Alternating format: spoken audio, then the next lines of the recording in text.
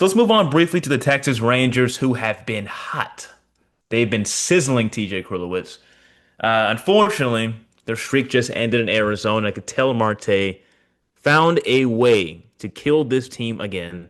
Completely owns this team after, of course, being the last Yep. out in the 2023 World Series. You hate to see it, but the Cowboys, excuse me, the Cowboys, the Rangers, who have been much better in the past week and a half, with young guns stepping up, with the injuries of Marcus Simeon, who is likely out for the year, Evan Carter, who is likely out for the year. As that's a high drive to right field. Is it out of here? No, it's not. It's It's foul. foul. As we're watching the third game of the Arizona series, this will already be done by the time we finish the recording, which we're recording on Wednesday evening. But yeah, this team has been hot, man, and you've been seeing these young guns stepping up, doing things that a lot of guys in the lineup weren't doing. The timely hitting, and I want to point out a guy like Cody Freeman, who had that game-tying RBI in Game One in Arizona. What a When you see dog. moments like that, what do you think about this team in the past week and a half? Can they possibly sneak in as a wild card contender? Well, I mean, the good thing is that, unfortunately, the Simeon and the Seager injuries have been bad because it takes out all the money you spent a few years ago. But it's brought up some young guns that are very enthusiastic about staying on this team and wanting to stay in the majors. Cody Freeman, one of them you mentioned. Michael Hellman's had a pretty decent run these last the last week or so. I would love to see, but I mean, the bats are starting to figure themselves out too. I mean, Jake Berger's having a great stretch right now coming back the IL. He had a great at bat Monday night. Langford's starting to play pretty well. Young is getting there. He's starting, he's having a couple of bad games. And Jock Peterson, my oh my.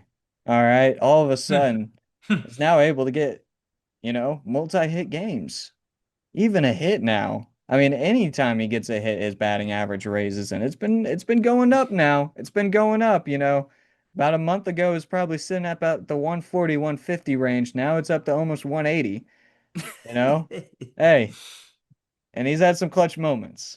So, Only place gotta to go give is it to up, I him. guess. It's Yeah, absolutely insane he's our third hitter in the lineup right now, though. Still no doubt. insane that that's the thing, but hey, I mean, he's been doing serviceable job in the last month, and I'm very happy about that. I did not think that he was going to find his form before the season ended. No doubt in my mind. So, Yeah, a lot of us were pretty pessimistic about it. I mean, could you blame us? I mean, the guy could not hit anything. He literally could not hit anything at the beginning of the season. And yep, you want to root for a guy like him because he is such a heartbeat of a team. Everywhere he goes, you have to root for a guy like Jock Peterson. I don't know anybody who hates Jock Peterson.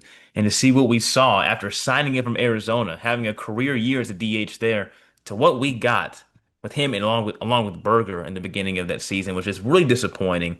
So good for him for really picking it up, you know, putting his head to the grindstone, finding a way to put the ball in play, having more multi-hit games. Wyatt Langford is also on fire recently, along with Josh Young. And that Cody Freeman quote gave me chills. I don't know if you read it, but when he got that game-tying RBI in the game one against Arizona, afterwards he was asked and he was saying, what was it like being the last strike of the game? And he said he wasn't going to get me out. Simple as that. I love big moments like that. I love when the crowd's going nuts, especially on the road. Give me that moment 20 times out of 20. I live for that moment. That's the chill, mentality this team chills, needs. That's the mentality. absolute chills. I mean, that's what we've been looking for. And, some people on Rangers Twitter were pointing out, the reactions of Josh Smith and Marcus Semien in the dugout after he got that. I'm not gonna lie to you. Tad concerned by that, but I don't really think it's as big as people are making it. I really don't think it is. You saw Marcus Semien have like zero reaction of the safe call at home plate, I believe. When was it Osuna slid in It was and got his Duran hand, slid in Duran and hit the slid in ball. and got in the challenge and were successful. And it's kind of a stone cold reaction from Marcus Semien. I don't think it's that big of a deal. I really don't think it is. Some guys don't have a reaction. Some guys don't No, have a big yeah, cons I don't think it's like concerning as much as Heim's body character. My God, Um, man. but I mean, speaking of the young guys, coming and stepping up to the plate, Duran's another one of them. I know he's not as young as the other players or as inexperienced as the other players, but that's a guy that, also I thought would have an unsavable season. He was at about, he had the same batting average as Jock Peterson. He looked awful. Wasn't the best with the fielding positions, but you know, Bochy just kept putting him in the lineup and he's caught his stride. And I can't lie. I mean, he is somebody that you want in the lineup come playoff time right now if we do make the playoffs. He's been great so far this month and or this past August, and hopefully he can continue that in September. Yeah, plenty of people were turning on Ezekiel Duran. He was looking like the next big thing in our lineup about 2 years ago during that World Series year, and he was in rumors to possibly get shipped off because he was playing so well. Possibly getting shipped off to Pittsburgh for David Bednar at the time. I saw a lot of rumors elsewhere, but I really am grateful they stuck with him and the fact that they didn't really let him go because he's been huge in the month of August, now in September, already playing great in Game 3 of this Arizona game. Hopefully he finishes well. But I'm really pleased in how this team has competed in the past 2 weeks, not giving up, because after that Royals series, I was ready to say, man, it is just about over. And so it's good to see this team find a way Definitely. to keep fighting. We even had meaningful baseball a lot as Rangers fans um, in September. We really haven't. Usually by this time, you find out this team is really trying to be a contender in the playoff, or if they're just laying down and dying.